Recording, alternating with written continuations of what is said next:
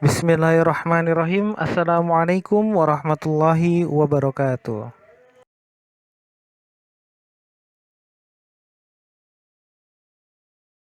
Alhamdulillahillazi hadana lihada wa ma kunna linahtadiya laula an hadanallah. Asyhadu an la ilaha illallah wahdahu la syarikalah wa asyhadu anna Muhammadan abduhu wa rasuluhu. Amma ba'du. Baiklah, di sini saya akan mempresentasikan makalah kami yang berjudul Pengambilan dan Pengelolaan Resiko yang disusun oleh Muhammad Nur Fadli, Rina Amelia, dan Siti Bilqis.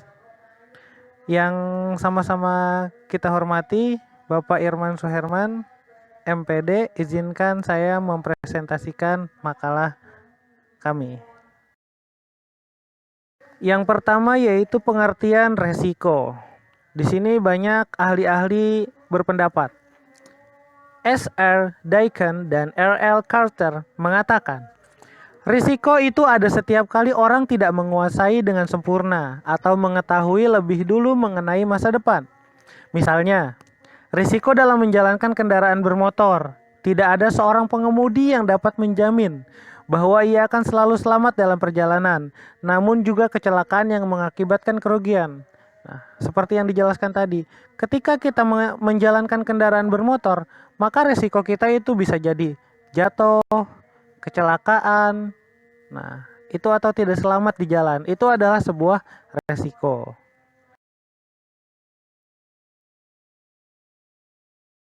Selanjutnya, resiko dapat ditafsirkan sebagai suatu bentuk ketidakpastian tentang suatu keadaan yang akan terjadi nantinya atau future.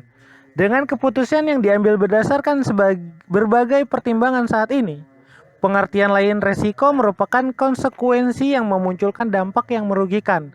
Risiko dan pengambilan keputusan bisnis, hubungan antara risiko, rizki, dan rezeki. Nah, di sini dalam berbisnis, kita harus memikirkan resiko apa ketika kita mengambil keputusan suatu keputusan seperti itu. Jadi harus dipikirkan resiko-resikonya sehingga berdampak baik terhadap bisnis kita. Ya, selanjutnya manajemen resiko. Manajemen resiko adalah suatu sistem pengawasan risiko dan perlindungan harta benda, hak milik dan keuntungan badan usaha atau perorangan atas kemungkinan timbulnya kerugian karena adanya suatu resiko. Nah, di sini ada manajemen resiko, bagaimana cara kita memanage resiko berbisnis kita, bagaimana cara kita mengatur dan mengawasi resiko dan perlindungan harta benda kita seperti itu.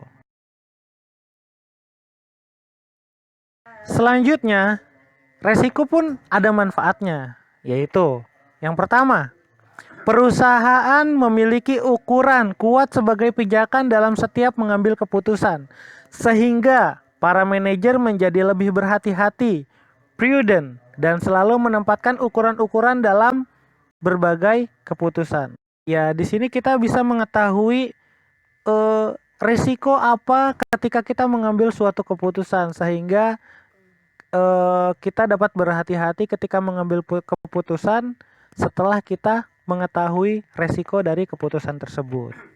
Yang kedua, mampu memberi arahan bagi suatu perusahaan dalam melihat pengaruh-pengaruh yang mungkin timbul, baik secara jangka pendek dan jangka panjang.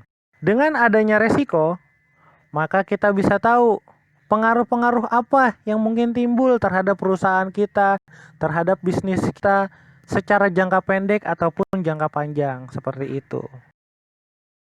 Selanjutnya, ada penyebab timbulnya resiko. Menurut sumber, penyebab timbulnya risiko dapat dibedakan ke dalam.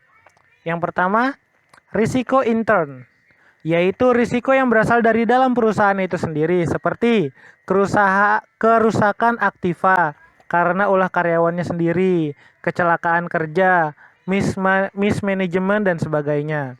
Yang kedua, risiko ekstern, yaitu risiko yang berasal dari luar perusahaan, seperti risiko pencurian, penipuan, persaingan, fluktuasi harga, perubahan polisi pemerintah, dan sebagainya. Jadi, kalau resiko intern itu tuh dari dalam perusahaan tersebut. Jika risiko ekstern itu dari luar perusahaan tersebut, seperti itu.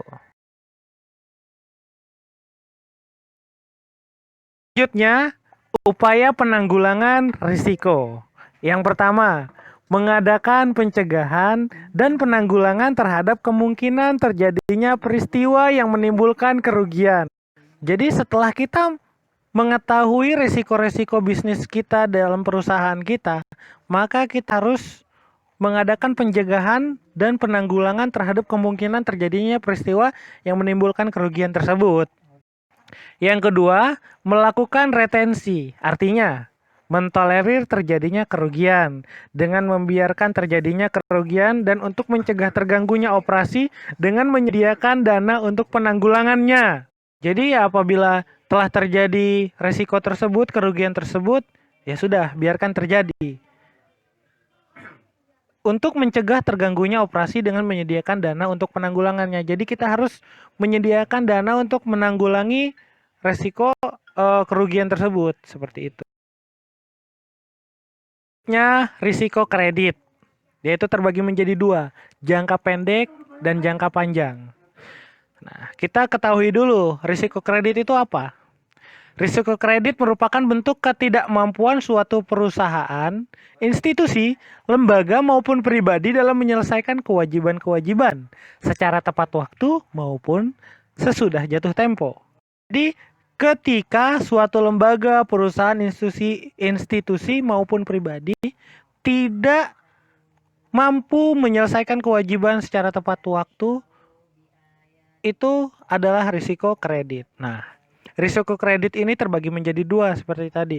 Risiko jangka pendek short term risk, terutama likuiditas, dan yang kedua, risiko jangka panjang long term risk, obligasi gagal bayar. Selanjutnya, cara menghadapi risiko. Yang pertama, risiko tidak untuk menjadi penghambat untuk maju. Risiko harus diambil sebagai konsekuensi menginginkan sesuatu yang lebih baik, keberhasilan. Yang kedua, identifikasi resiko apa yang berpotensi muncul dalam bisnis. Jadi kita harus mengidentifikasi resiko-resiko apa ketika kita ingin berbisnis dalam suatu bisnis, seperti itu. Dan yang ketiga, identifikasi seberapa sering risiko tersebut muncul. Yang keempat, identifikasi seberapa besar dampak dari risiko muncul tersebut. Yang kelima, siapkan langkah-langkah mitigasi risiko hanya pada risiko yang dominan atau prioritas.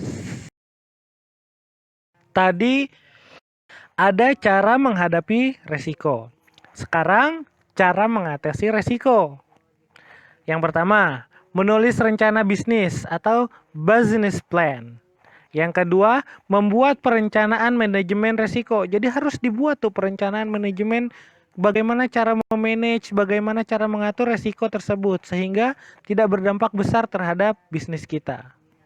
Yang ketiga, mengikuti rencana yang telah dibuat. Jadi ketika kita telah ada rencana untuk bisnis kita, itu harus diikuti tahap-tahapannya gitu. Rencana-rencananya harus diikuti sesuai schedule-nya, sesuai rundown-nya, seperti itu.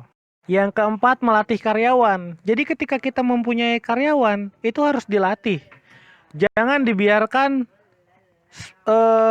terserah karyawan tersebut bagaimana dia bekerja, tapi harus dilatih, harus diajari bagaimana dia harus bekerja, bagaimana keahlian-keahliannya itu harus ditingkatkan. Yang kelima, selalu memperbarui strategi penanganan risiko. Selanjutnya, cara mengkalkulasi risiko, yaitu dengan cara tentukan seberapa sering risiko tersebut terjadi, frekuensi atau probability. Tentukan dampak yang timbul dari risiko yang terjadi. Dampaknya, hitung kemungkinan prediksi kerugian dengan formula frekuensi X dampak. Di sini ada contoh mengkalkulasi resiko. Resiko terjadinya pencurian barang dagangan, frekuensi 1 bulan 5 kali. Banyak ya. Dampak, dalam setiap kejadian rata-rata kerugian yang ditanggung adalah 300.000. Kemungkinan prediksi kerugian 5 dikali 300.000 sama dengan 1.500.000. Artinya, dalam 1 bulan terdapat resiko pencurian barang dagangan yang berpotensi menyebabkan kerugian sebesar 1.500.000. Seperti itu.